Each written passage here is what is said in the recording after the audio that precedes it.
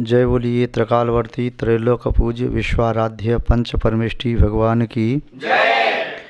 अनंतानंत सिद्ध परमेष्टि भगवान की जय। वर्तमान जिन शासन नायक श्री वर्धमान महावीर भगवान की जय। परम पूज्य आचार्य भगवान श्री समंत्र भद्र स्वामी मुनि महाराज की जय। परम पूज्य सिद्धांत चक्रवर्ती आचार्य गुरुदेव श्री विद्यानंद जी मुनि महाराज की जय। जैनम जयतु शासनम जैनम जयतु शासनम विश्व कल्याणकारकम विश्व कल्याणकारकम।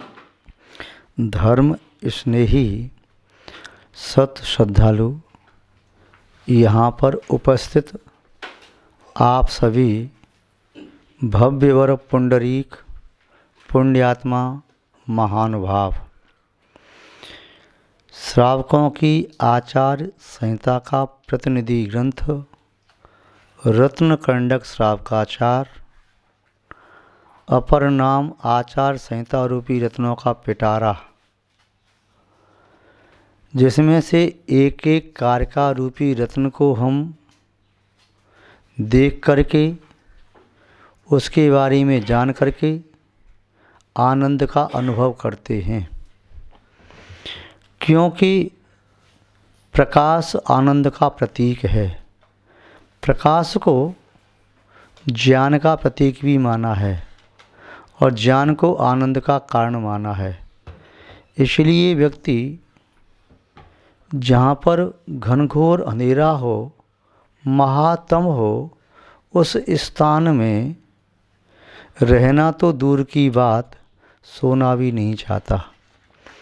रात्रि में भी वह नाइट बल्ब जला करके सोता है, अपनी टॉर्च में भी रेडियम आदि का प्रयोग करता है, कम से कम कुछ तो उजाला रहे।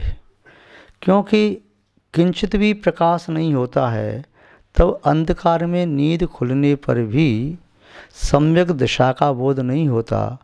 कई बार बच्चे अपने पलंग से उठकर जाना होता है टॉयलेट की ओर और चले जाते हैं किचन की ओर।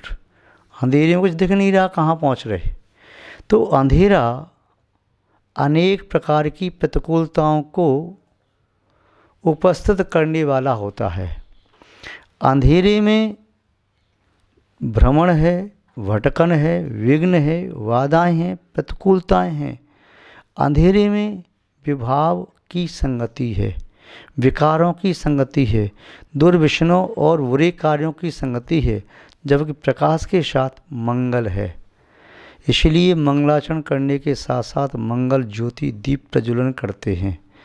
उत्सव मनाते समय दीपोत्सव पर मनाते समय दीपों को प्रज्वलित करके आनंद का अनुभव करते हैं। अन्य भी कई मांगलिक कार्यों में दीपों को प्रज्वलित करके आनंद का, मंगल का, प्रसन्नता का, पुण्य का संवर्धक मानते हुए इष्ट देवता की अर्चना भी की जाती है। चाहे लोक व्यवहार में व्यक्ति जो परमार्थ से भटके हुए हैं वे यदि सूर्य आदि ग्रह की पूजा भी करते हैं तब भी दीप जला करके करते हैं, किंतु सम्यक दृष्टि सूर्य के विमान की पूजा नहीं करता। वह सूर्य के विमान में विद्यमान जिन बिंब वीतरागी भगवान की पूजा करता है। देख रहे थे रत्न करंड, रत्नों का पिटारा। उसकी इस सातवीं मणि को, सातवें रत्न को निकाल करके देखते हैं, जिसमें आचार्य महोदय आप्त का लक्षण बताते हुए दो लक्षण की बात कह चुके थे। आप्त वह होते हैं जो वीतरागी होते हैं, सर्वज्ञ होते हैं और हितोपदेशी होते हैं। जिसमें आचार्य महोदय ने लक्षण वीतरागता का बताया। वीतरागी वे होते हैं जो राग द्वेष आदि 18 दोषों से रहित होते हैं। पुनः सर्वज्ञता का लक्षण बताया कि जिन्हें संपूर्ण ज्ञान की प्राप्ति हो गई। इस प्रकार आचार्य महोदय अब हितोपदेशता का लक्षण कहते हैं, इसके साथ साथ सर्वज्ञता का लक्षण भी बताते हैं। इतना ही नहीं, उन आप्त के पर्यायवाची नाम भी बताते हैं। तो सर्वज्ञता के साथ साथ मेल खाने वाले आप्त के पर्यायवाची नाम और क्या हैं, उसे कारका के माध्यम से देखते हैं। आचार्य महोदय समंतबद्ध स्वामी जी उन आप्त परमिष्टि के प्रभु के और कौन कौन से नाम स्वीकार करते हैं। लिखा है, परमेष्टि परम ज्योतिर्विरागो विमलः कृति सर्वज्ञो नादिमध्यांतः सार्वः शास्तो पलाल्यते। परमेष्ठि, यहाँ पर जो पर्यायवाची नामों का उच्चारण किया, 9 नाम उच्चरित हैं। प्रथम नाम है परमेष्ठि। आप्त को परमेष्ठि भी कह सकते हैं, क्योंकि आप्त भी 5 परमेष्ठि में एक परमेष्ठि हैं। परमेष्ठि शब्द का अर्थ इस प्रकार निकालें, परमे पदे तिष्ठति इति परमेष्ठि।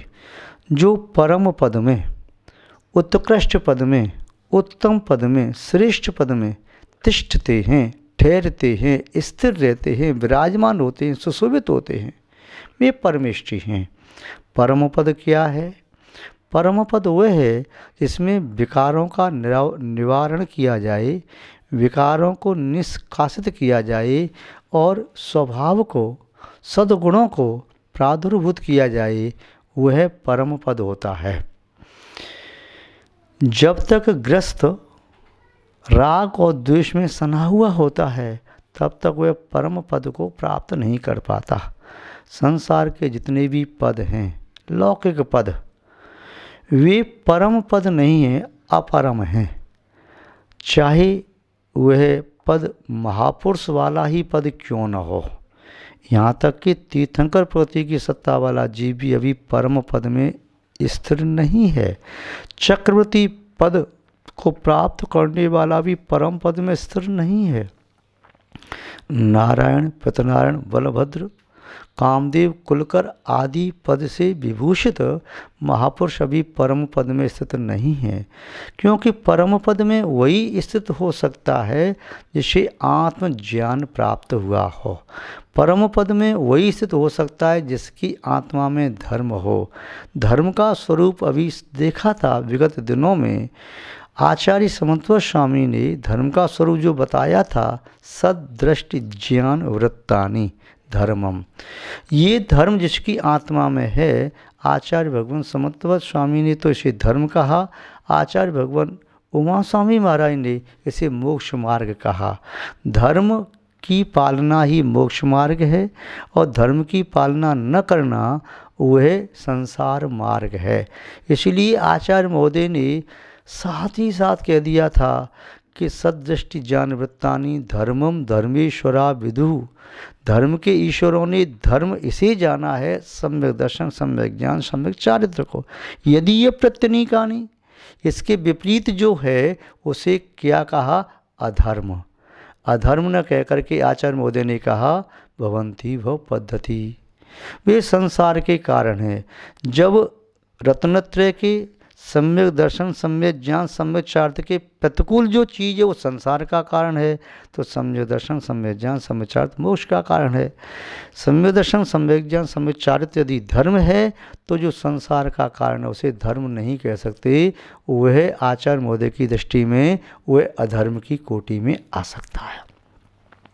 तो यहाँ पर समझ में आया, परम पद वही है जिसने यथाजात दिगंबर मुद्रा को स्वीकार किया है, जिसने सम्यक दर्शन, सम्यक ज्ञान, सम्यक चारित्र को प्राप्त कर लिया है, जिसने व्यवहार में भी रत्नत्रय प्राप्त किया है, निश्चय से अपनी आत्मा को रत्नत्रय में ढाल लिया है, या आत्मा ही रत्नत्रय रूप अवस्था को प्राप्त हो चुकी है।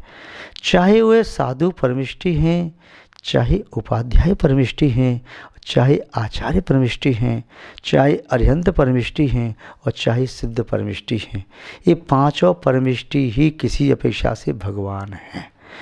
एक अरिहंत परमिष्टि वर्तमान भाव निक्षेप की अपेक्षा से, सिद्ध परमिष्टि आप्त नहीं है किंतु वह भूत नैगम्य की अपेक्षा से वह भी आप्त हैं।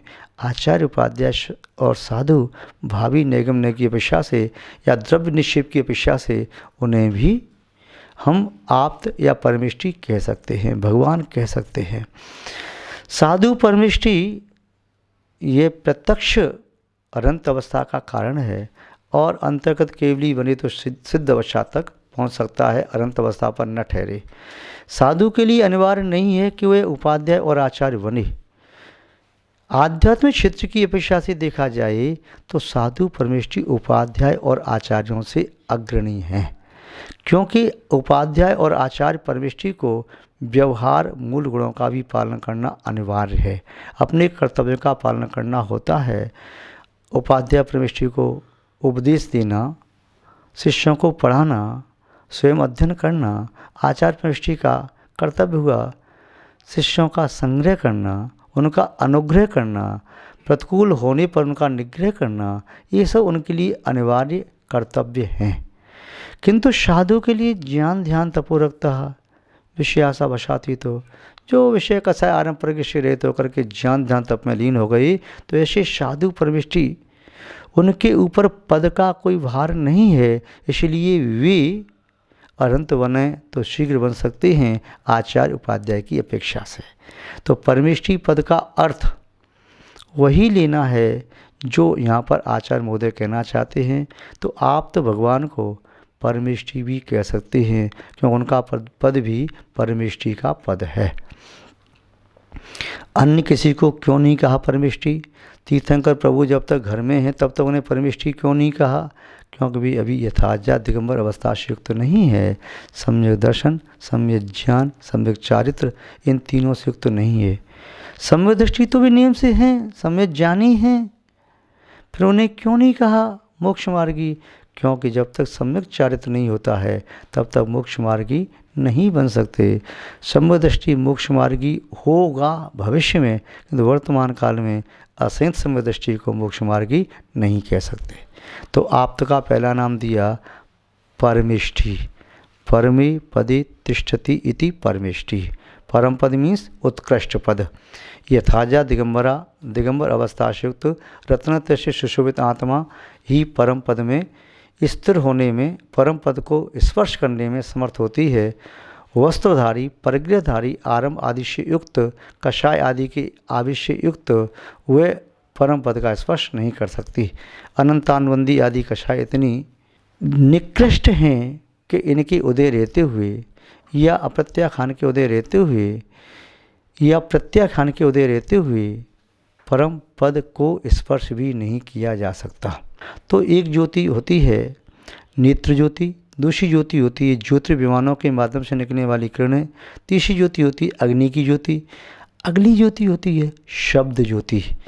जब कोई व्यक्ति आंख बंद करके और किसी का चिंतन कर रहा है, वह ध्यान लगा रहा है, आंख बंद करके अतीत का स्मरण कर रहा है, तो उसका चित्त ज्यों की त्यों हूबहू उसे दिखाई दे रहा है। किसी ज्योति में? शब्द ज्योति में। वह शब्दों का उच्चारण करते हुए जिनेंद्र भगवान वीतरागी होते हैं, इस प्रकार का संवरण होता है, अष्ट प्रत्याहार मंगल द्रव्य होते हैं। इन शब्दों का चिंतन करते करते वह शब्द की ज्योति में भी उन दृश्यों को देखने में समर्थ होता है। आगे ज्योति होती है वह है ज्ञान ज्योति। शब्दों का भी आलम्बन नहीं लिया, अवधि ज्ञान, मन प्रेत ज्ञान, केवल ज्ञान। इस ज्ञान की ज्योति जिसके पास होती है तब बाहर के प्रकाश की आवश्यकता नहीं है, शब्दों के उपयोग की आवश्यकता नहीं है, पुस्तक आदि की आवश्यकता नहीं, अध्यापक आदि की आवश्यकता नहीं। प्रत्यक्ष ज्ञान वाले महानुभाव उस आत्म ज्योति से जानने में समर्थ होते हैं। आगे एक ज्योति होती है आत्म ज्योति। आत्म ज्योति, ज्ञान ज्योति, ये अवयव और अवयवी की अपेक्षा से भेद है, किंतु दूसरी अपेक्षा से गुण गुणी से कभी अलग नहीं होते। इस अपेक्षा से कहेंगे तो दोनों अभेद है। ज्ञान आत्मा का एक गुण है, अंश है, अवयव है। आत्मा गुणी है, अवयवी है और ज्ञानी है, ज्ञाता है। तो एक आत्मा की ज्योति भी होती है। उस आत्म ज्योति से साक्षात्कार शुद्ध परमिष्टि अपनी आत्मा के अनंत गुणों की ज्योति में अपने आत्मा के स्वभाव रूप अनंत आनंद को भोगने वाले होते हैं। तो ये दूसरा लक्षण दिया, परमेष्टि परम ज्योति, दो नाम हुए। तीसरा का विरागो, विगत रागा इति विरागा, जिसका राग बीत गया है। विगत राग का शब्द यहाँ पर वीत राग से भी ग्रहण किया जा सकता है। विराग शब्द का अर्थ राग का विरलन होना भी सिद्ध होता है, किंतु यहाँ पर आप्त के पर्यायवाची नाम में विराग शब्द को लिया। विगत या विनष्ट रागा, इसका राग विगत निकल गया है या विनष्ट नष्ट हो गया है, ऐसे विनष्ट रागी आप्त कहलाते हैं, वीतरागी भगवान। आगे कहा विमल। विमल शब्द का अर्थ होता है विगत मला या विनष्टा मला यदि विमलहा। वे आप्त भगवान विगत मल हैं, मल नष्ट हो गया। कौन सा मल? ज्ञानावरण, दर्शनावरण, अंतराय और मोहनी। तो मोहनी कर्म का मल सबसे पहले नष्ट किया, फिर ज्ञानावरण दर्शनावरण का नष्ट किया, फिर अंतराय का नष्ट किया। ये चार घातिया कर्म मल की तरह से हैं, कलंक की तरह से हैं, किट कालमा की तरह से हैं, पंख की तरह से हैं। आचार्यों ने इसके लिए कई शब्द प्रयोग किए। तो विगत मल चार घातिया कर्मों से रहित होते हैं आप, तो इसलिए विमल कह दिया। कृति, कृति का अर्थ होता है कुशल। अनंत भगवान से कुशल और कौन होगा? जिन्होंने अपनी कुशलता से अपने अंत चतुष्टय को प्राप्त कर लिया, वे कुशल हैं, जिससे उन्होंने जो करने योग्य कार्य था उसे कर लिया। कृति शब्द का अर्थ होता है कृत्य, कृत्य यानी कृति जो कर चुका। संसार से पार होने के लिए जो पुरुषार्थ उन्हें करना था वह संपूर्ण पुरुषार्थ वे कर चुके, इसलिए कृति। सर्वज्ञ, संपूर्ण ज्ञान को धारण करने वाले सर्वज्ञ, यह भी उनका एक पर्यायवाची नाम है। अनादि मध्य अंतः, जो आप्त भगवान हैं उनका कोई आदि नहीं, और जब आदि नहीं तो अंत भी नहीं, मध्य भी नहीं। तो ये कहा जाता है ये भगवान के पर्यायवाची नाम हैं, यानी परमेष्टि, परम ज्योति, विराग, विमल, कृति, सर्वज्ञ, अनादि, आदि, मध्य, अंत से रहित, सार्व और शास्ता। इस प्रकार उनके पर्यायवाची नाम हैं। इन पर्यायवाची नाम की स्तुति करते हुए आचार्य महोदय इस कारिका को यहाँ पर विराम देते हैं। विशेष और आगे कभी देखेंगे। आज बस इतना ही। जय बोलिए श्री शांतनाथ भगवान की जय। परम पूज्य आचार्य गुरुदेव श्री विद्यानंद जी महाराज की, अहिंसामय विश्व धर्म की।